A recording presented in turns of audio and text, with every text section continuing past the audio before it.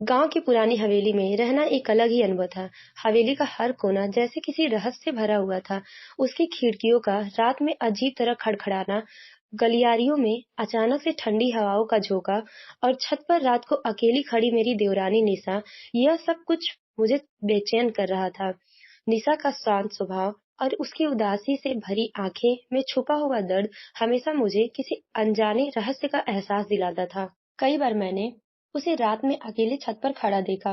उसकी आंखें जैसे किसी को ढूंढती रहती, उसके चेहरे पर बेचैनी और दुख का साया छाया रहता। एक रात मैंने उसकी आदत का कारण जानने के लिए उसके पास गई और पूछी, निशा, इतनी रात को छत पर क्या करती हो? वो पहले तो चौंक गई, फिर मेरी ओर देखकर कुछ पल खामोश रही। उसकी आंखों में जैसे अनकहे सवाल और कहानियां भरी हुई थी। आखिरकार उसने बोलना शुरू किया, दीदी, मेरे पति रमेश, वो मुझे बहुत कुछ छुपा रहे हैं। वो एक अजीब से दर्द के साथ जी रहे हैं, जैसे उनकी जिंदगी में किसी का साया हो। निशा की ये बात सुनकर मेरे मन में उत्सुकता बढ़ गई।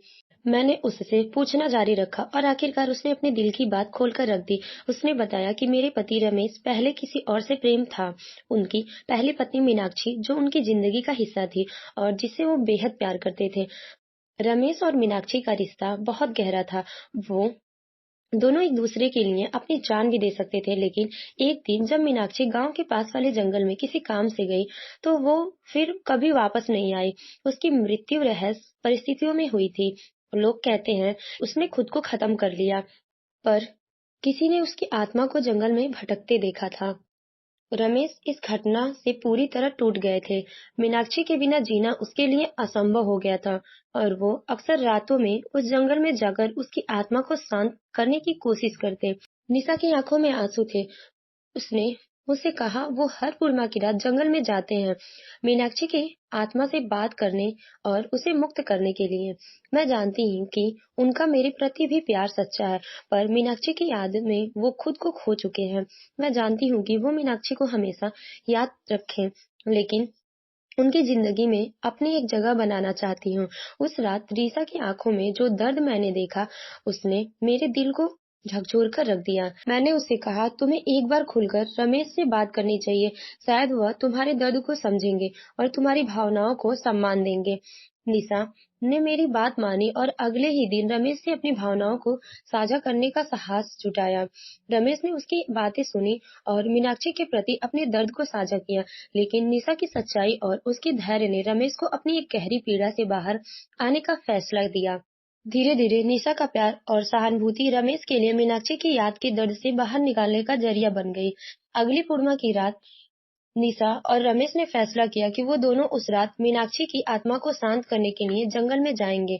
दोनों चुपचाप जंगल के किनारे पहुंचे। आसमान में चांदनी की चमक रही और हर ओर गहरा सन्नाटा छाया हुआ था। अचानक दोनों ने देखा कि जंगल में एक हल्की सी रोशनी चमक रही है। ऐसा लगा जैसे मीनाक्षी की आत्मा उसके सामने खड़ी हो। रमेश ने उस रोशनी की ओर देखा और बोला, मीनाक्षी, मैं तुम्हें सच्चे दिल से चाहा है, लेकिन अब मुझे अपने जीवन में आगे बढ़ना है। अगर तुम मुझे और निशा को आशीर्वाद दे सको तो हमें इस दर्द से मुक्त कर दो।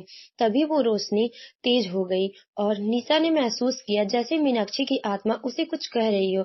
अचानक वो रोशनी धीरे धीरे गायब हो गई और रमेश और निशा दोनों ने महसूस किया कि मीनाक्षी जब उन्हें मुक्त कर चुकी है, उसकी आत्मा को अब शांति मिल गई है। उस रात निशा और रमेश ने एक नई जिंदगी की शुरुआत करने का वादा किया।